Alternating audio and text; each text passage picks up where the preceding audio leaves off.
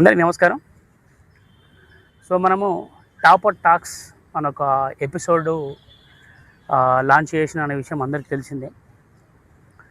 ఎవరైతే కష్టపడి ప్రభుత్వ ఉద్యోగం సాధిస్తారో, గ్రూప్ 1 అయినా, 2 అయినా, 3 అయినా, 4 అయినా, కానిస్టేబుల్ అయినా, ఎస్ఐ అయినా, లేకపోతే వేరే ఎగ్జామ్స్ ఏమైనా కూడా ఒక ప్రభుత్వ ఉద్యోగం సాధించడానికి చాలా శ్రమించాల్సి ఉంటుంది. సో అలాంటి శ్రమించి పట్టుదలతో కష్టపడి జాబ్ కొట్టిన వాళ్ళని మనము ఈ టాపర్ టాక్స్ ద్వారా ఇంట్రడ్యూస్ చేస్తాము.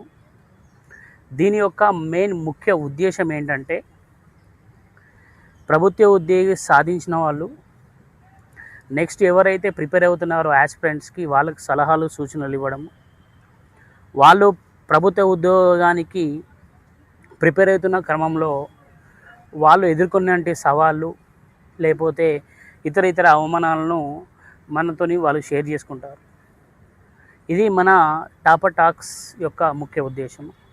సో ఇందులో భాగంగా ఈరోజు మనతోనున్నారు శ్రీరామ్, గ్రూప్ 3 ర్యాంకర్. సో ఎన్నో కష్టాలు ఎదుర్కొని లైఫ్లో ఎన్నో అపజయాలు చూసి ఇంకా లాస్ట్ నేను ఒక ప్రభుత్వ ఉద్యోగిని కాలేనేమో అనే ఒక ఉద్దేశానికి వచ్చిన అతనికి లాస్ట్లో గ్రూప్ 3 ఊపిరిపోసింది. సో అతని లైఫ్లో చాలా ఒడిదుడుకులు ఎదుర్కొన్నాడు.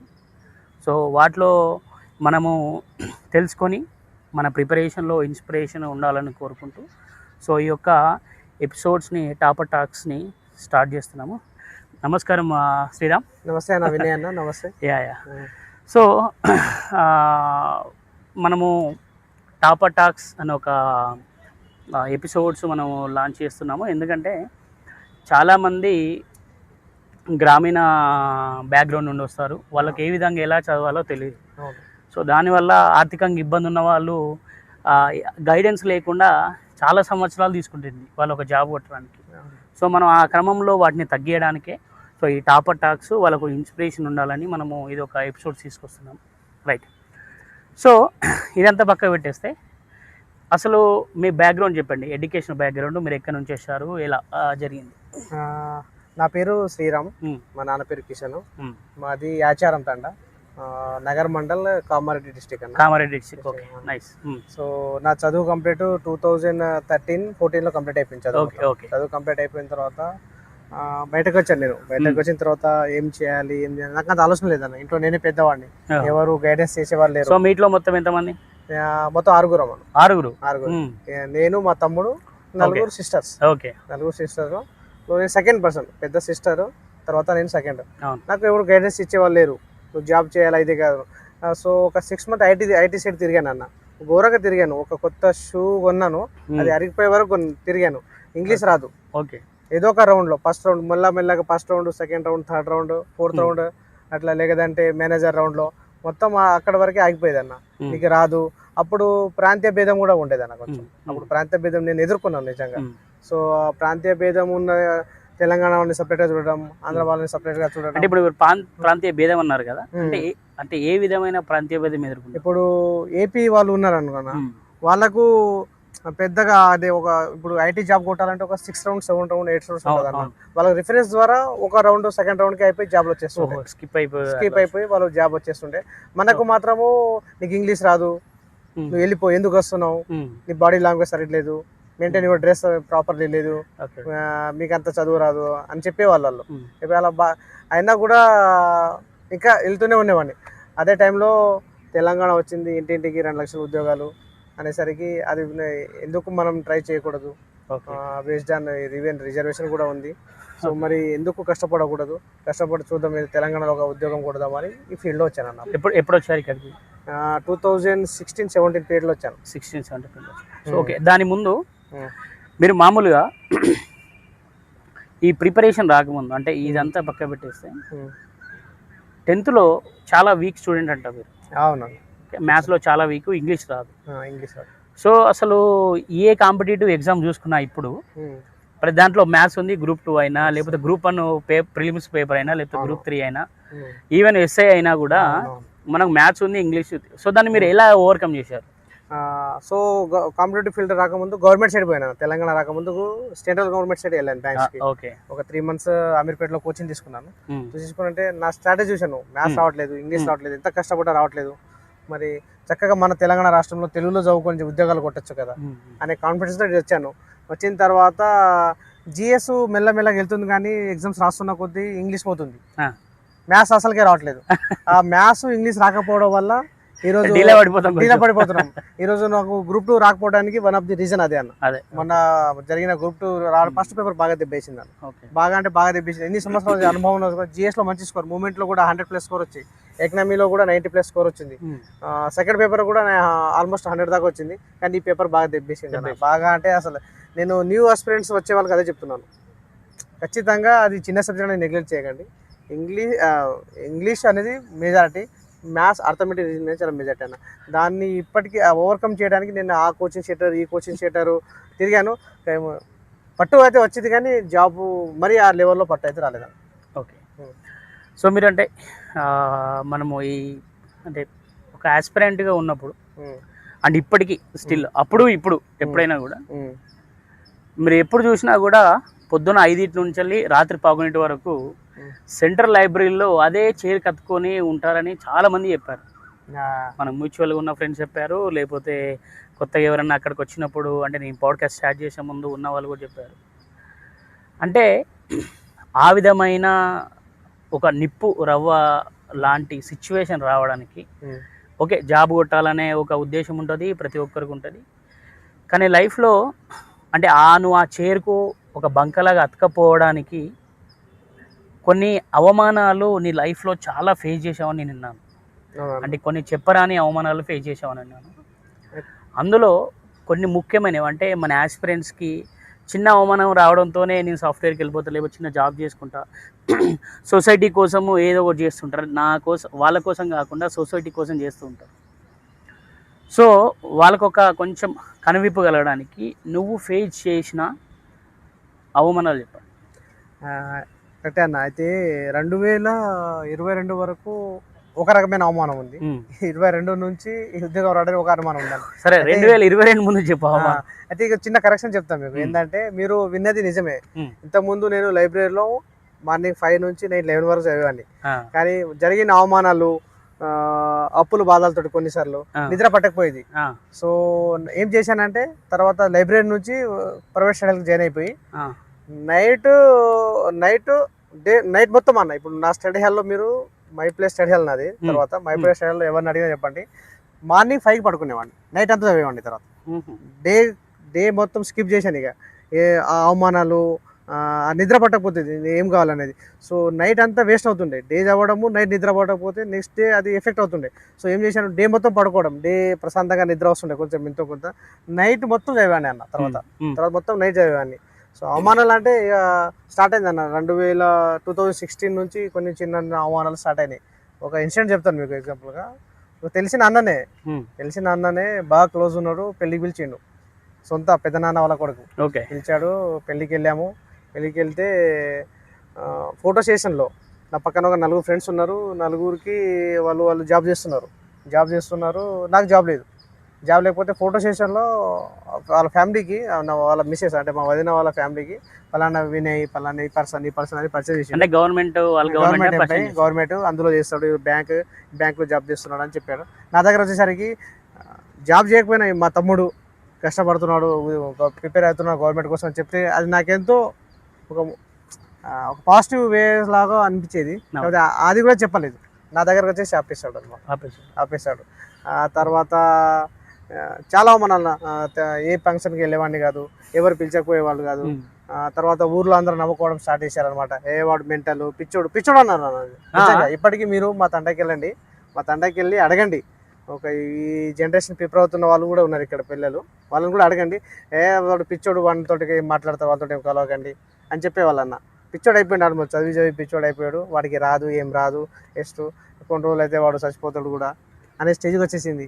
కానీ నా ఫ్యామిలీ, ముఖ్యంగా మా అమ్మ నాన్న కానీ నా వైఫ్ కానీ ఘోరమైన మోటివేషన్, నువ్వు సాధిస్తావు చివరి వరకు. కానీ తర్వాత రిజల్ట్ చూస్తే Group 1 మీద బాగానే ఆశనే ఉంది.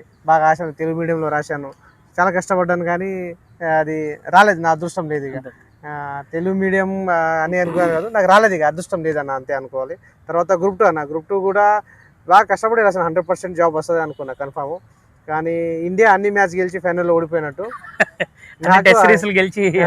అన్ని టెస్ట్ సిరీస్ రాశాను, ఒక దాదాపుగా 300-400 టెస్ట్ సిరీస్ రాశాను అన్న. కేపీలో కానీ తర్వాత వేరే మన ఇన్స్టిట్యూట్స్ మన ఇన్స్టిట్యూట్ అన్ని ఇన్స్టిట్యూట్ ఆల్మోస్ట్ ఆల్ ఇన్స్టిట్యూట్లో ఎగ్జామ్ రాశాను. అన్నింటిలో మంచి స్కోర్ వస్తుండే, 150కి 90+, 100+, 110 అవే స్కోర్ అక్కడ వస్తున్న గ్రూప్ 2 వస్తుండే బాగా. కానీ ఫైనల్లో వచ్చి ఓడిపోయాను. గ్రూప్ 3 కూడా వస్తుందా రాదా అనే కాన్ఫిడెన్స్లో ఉన్నాను.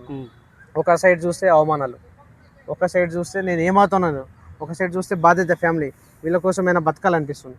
ఒక సైడ్ ఏమో ఈ అన్నిటికీ స్కిప్ అయ్యి చనిపోవాలనిపిస్తుంది. సరే, చనిపోవాలని ఒక మాట చెప్పారు కదా మీరు. గ్రూప్ 3 ఈ మాట అడుగుతున్నా, గ్రూప్ 3 రిజల్ట్ వచ్చినప్పుడు మళ్ళీ ఎవరు చెప్పారు ఏం చెప్పారు అని అడగకూడదు.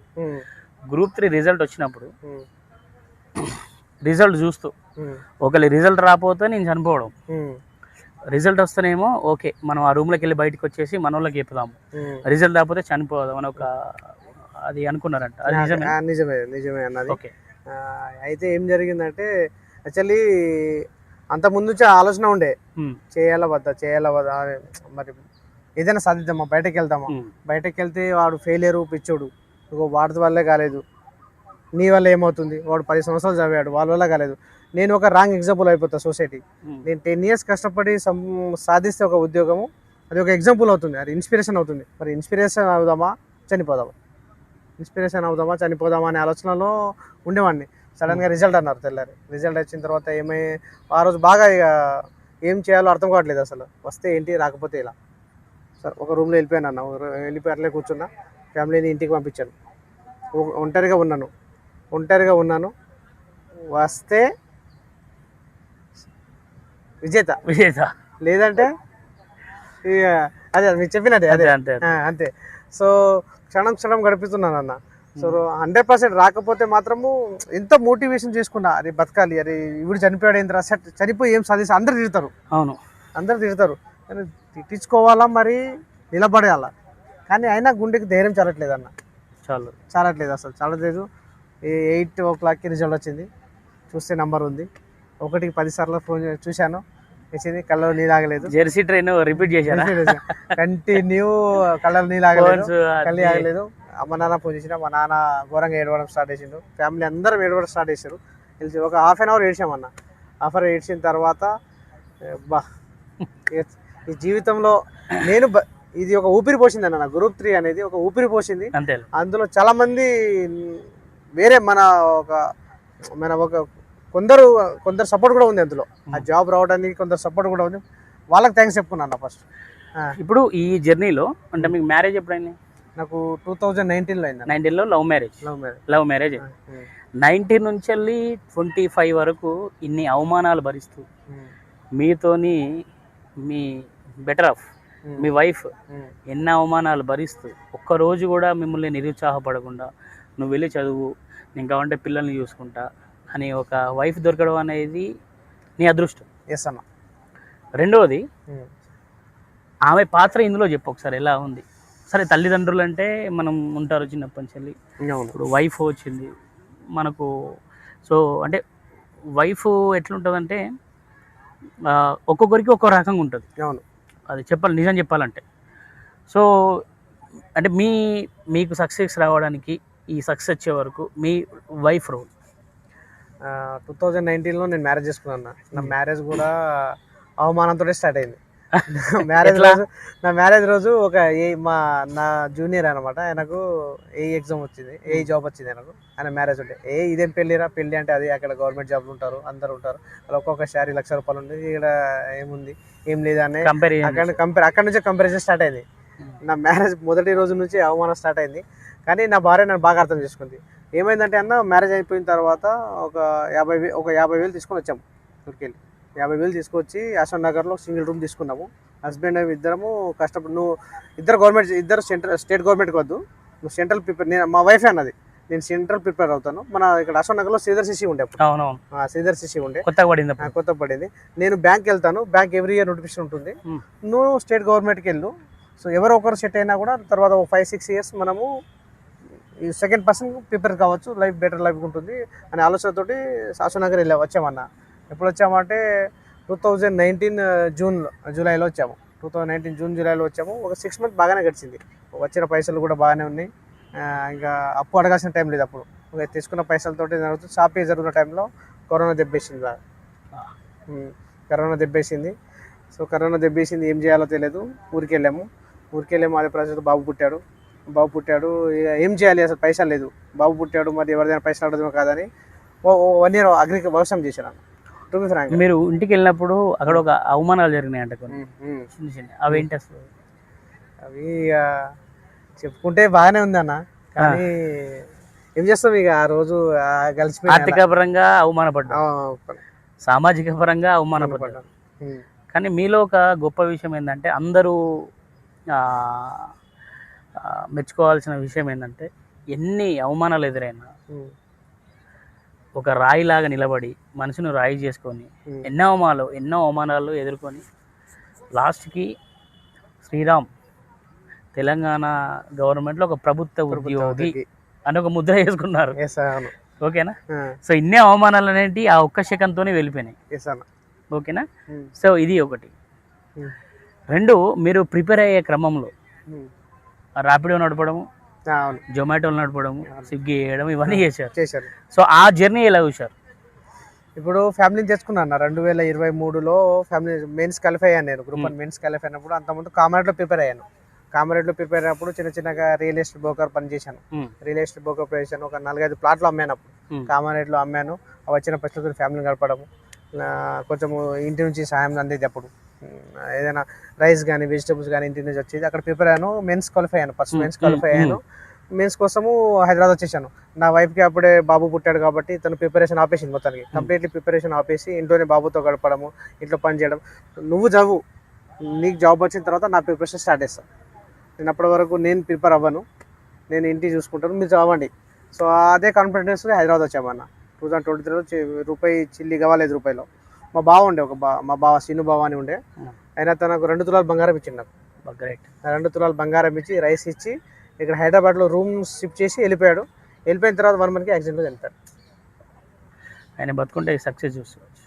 సో నాకు సక్సెస్ వచ్చినప్పుడు ఆయన గుర్తొచ్చాడు. నా సక్సెస్ ఆయన చూసి ఉంటే వేరే లెవెల్ ఉండే అసలు. అదే బాధతోటి మా సిస్టర్ చనిపోయింది.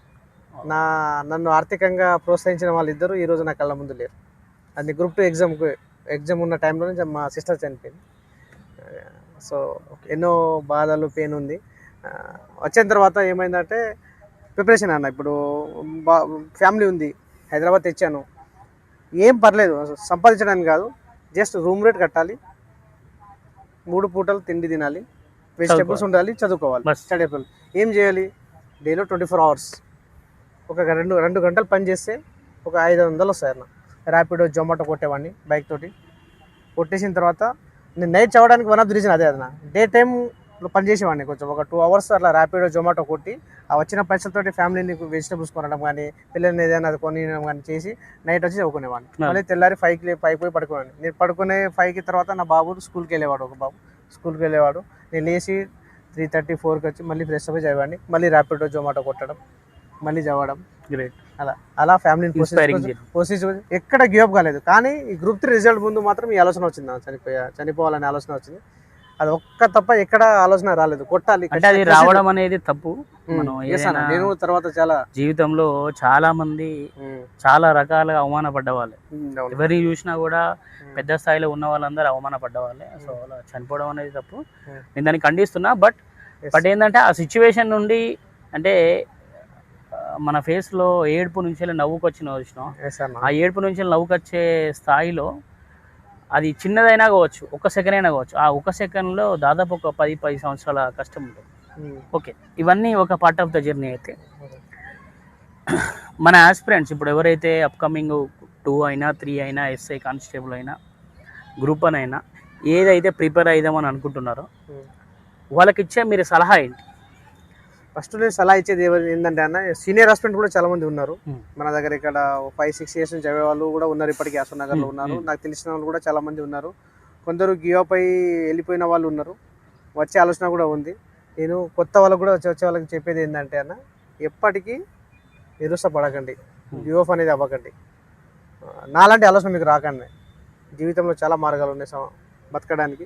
కానీ ఏదైతే మీరు ఇప్పుడు ఎన్నుకున్నారో, ఇప్పుడు ఏదైతే మీరు గవర్నమెంట్ ఉద్యోగి కావాలనుకుంటారో కసిగా చదవండి, స్మార్ట్గా చదవండి, ప్రెజర్ తీసుకోకండి. ఎన్నో అవమానాలు జరగని. ఎందుకంటే ఒక్క రాత్రిలోనే మొత్తం మారిపోతుంది. నా లైఫ్ ఒక్క సెకండ్లో మారిపోయింది. ఒక్క సెకండ్లో 8 o'clock రిజల్ట్ వచ్చింది, 8:30 వరకు నా స్టైల్ మారిపోయింది. శ్రీరామ్ నిరుద్యోగి నుండి శ్రీరామ్ ఉద్యోగి అయిపోయింది. నాకు నా ఊర్లో నలుగురు సర్పంచ్లు వచ్చి నన్ను సన్మానించారు. నలుగురు సన్మానించారు. అంటే ఒక క్షణంలో జీవితం మారిపోతుంది. ఖచ్చితంగా కష్టపడి చదవండి. ఏ సబ్జెక్ట్ అయినా, ఇప్పుడు నేను చిన్నప్పుడు బాగా వీక్, బాగా నాకు నిజంగా చెప్తున్నా, నాకు తెలుగు కూడా సరిగా రాకపోతుంది అంతగా. మీరు నా గురించి ఇంకా లోతైన విచారణ చేసి తెలుస్తుంది. అది కూడా ఆ స్టేజ్ నుంచి ఆ స్టేజ్ నుంచి ఈ స్టేజ్కి వచ్చానన్న. ఖచ్చితంగా తెలుగు మీడియం స్టూడెంట్ అయినా సరే, మ్యాథ్స్ రాని వాళ్ళ స్టూడెంట్ అయినా కష్టపడండి. కష్టపడితే ఏది రాని అంటే ఏది లేదు. ఇష్టపడి చదవండి. టైం టు టైం డైలీ ఒక న్యూస్ పేపర్ వేసుకోవడం, కరెంట్ అఫైర్స్ చదువుకోవడం, మేజర్ సబ్జెక్ట్ ఏంది, ఒక రోజుకి ఒకే సబ్జెక్ట్ని కంటిన్యూ చదవకుండా ఒక రోజుకి ఒక 3 సబ్జెక్ట్ వేసుకోండి. ఒక మధ్యాహ్నం టైం మనకు నిద్రపోయే టైం ఉంటుంది, ఆ టైంలో current affairs, night major subject Telangana economy కానీ, ఇండియన్ ఎకనామీ కానీ, తెలంగాణ మూమెంట్ కానీ, మార్నింగ్ పాలిటీ లాంటి సోషల్ సబ్జెక్ట్, ఒక రోజు 3 సబ్జెక్ట్స్ చదువుతూ వెళ్ళండి ముందుకు.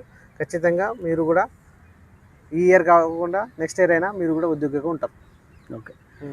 ఇంకా ప్రిపరేషన్ స్ట్రాటజీలో ఇంకా అంటే టెస్ట్ సిరీస్ ఒక 300 ఎంతో రాశారన్నావు కదా, వాటి యొక్క ప్రాముఖ్యత ఏంది ప్రిపరేషన్? అయితే మనము ఎంత చదువుతున్నామో మనం చెక్ చేసుకోవడానికి ఒకటి ఉండాలన్న, ఏదైనా ఒక టెస్ట్ మ్యాచ్, ఒక మ్యాచ్ లాంటిది, ఒక ప్రామాణికం అనేది ఉండాలి. మనం డైలీ నెట్ ప్రాక్టీస్ చేస్తుంటే మనం మ్యాచ్ వెళ్ళేసరికి సో నేను అన్ని మ్యాచ్లు ఆడేసి ఫైనల్లో ఓడిపోయాను. అన్ని రాసినా కూడా ఎందుకు ఓడిపోయాను అంటే అది నా పొరపాటు కూడా ఉంది అందులో. నాకున్న స్ట్రెస్ వల్ల డిఫరెంట్ కైండ్స్ ఆఫ్ ఫ్యామిలీ వల్ల నేను కొన్ని ఎగ్జామ్స్లో ఓడిపోయాను, చివరికి గెలిచాను. కానీ మీరు ఖచ్చితంగా టెస్ట్ చేసి రాయండి. ఎక్కువ రాయొద్దని చెప్పట్లేదు, నెలకు 1-2 రాయండి. జస్ట్ మీ నాలెడ్జ్ని చెక్ చేసుకోవడానికి. మనం ఎక్కడున్నాం, ఇంకా ఎక్కడికి వెళ్ళాలి, అరే ఇది మర్చిపోయాము, అరే ఈ ఆలోచన చాలా ఇంపార్టెంట్. 2.5 hours అనేది మనిషిని, మీరు కష్టపడతారు, నేను కష్టపడతాను, టాపర్ కష్టపడతారు, ఇంకొతను గ్రూప్ 2.5 hours మీ మైండ్ ఎలా పని చేస్తుంది అనేది ఇంపార్టెంట్. సో ఆ పని చేసేదాన్ని మనం టెస్ట్ చేసుకోవాలి. అది టెస్ట్ ఎక్కడైనా మీకు ఆన్లైన్ అయితే ఆన్లైన్, ఆఫ్లైన్ అయితే అట్లీస్ట్ ఎగ్జామ్కి ముందు ఒక సబ్జెక్ట్కి ఒక 3-4 ఎగ్జామ్స్ రాయడం బెటర్ అన్న. రైట్. సో ఇది మన శ్రీరామ్ యొక్క మనోగతము. శ్రీరాము పడ్డటి అంటే అవమానాలు. లైఫ్లో ఎవరైనా కూడా అంటే మనం శ్రీరామ్ను చూసి చాలా నేర్చుకోవాలి. ఎందుకంటే చాలామంది యాస్పిరెంట్స్ మ్యారేజ్ కాని వాళ్ళు ఉంటారు, మ్యారేజ్ అయిన వాళ్ళు ఉంటారు. మ్యారేజ్ అయిన వాళ్ళకి కాని వాళ్ళకంటే చాలా డిఫరెన్స్ ఉంటుంది. ఎందుకంటే చాలా రెస్పాన్సిబిలిటీ, ఫ్యామిలీ రెస్పాన్సిబిలిటీ ఉంటుంది. పెరిగినా కూడా గివప్ అనేది ఇవ్వకుండా ఇంత లక్షల కాంపిటీషన్లో ఇన్ని సంవత్సరాలు కష్టపడి Group 3 ఉద్యోగాన్ని సాధించాడు. త్రుటిలో Group 2 ఉద్యోగం, Group 1 ఉద్యోగం మిస్ అయింది.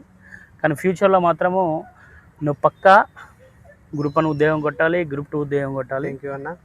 కొట్టి నీలాంటి కష్టపడి ఉన్న వాళ్ళకి ఒక ఇన్స్పిరేషనల్గా నిలిచి వాళ్ళకు కూడా ఎవరైతే ఆర్థికంగా వీక్గా ఉంటారో వాళ్ళకు కూడా సహాయం చేయాలని కోరుకుంటూ ఖచ్చితంగా ఈ టాపర్స్ టాక్స్ ఎపిసోడ్స్ని ముగిస్తున్నాము. నెక్స్ట్ ఎపిసోడ్లో నెక్స్ట్ టాపర్తోని మనం ముందుకు వస్తాము. Until then thank you so much. Please subscribe to Vinay sir classes. Thank you Sriram. Thank you.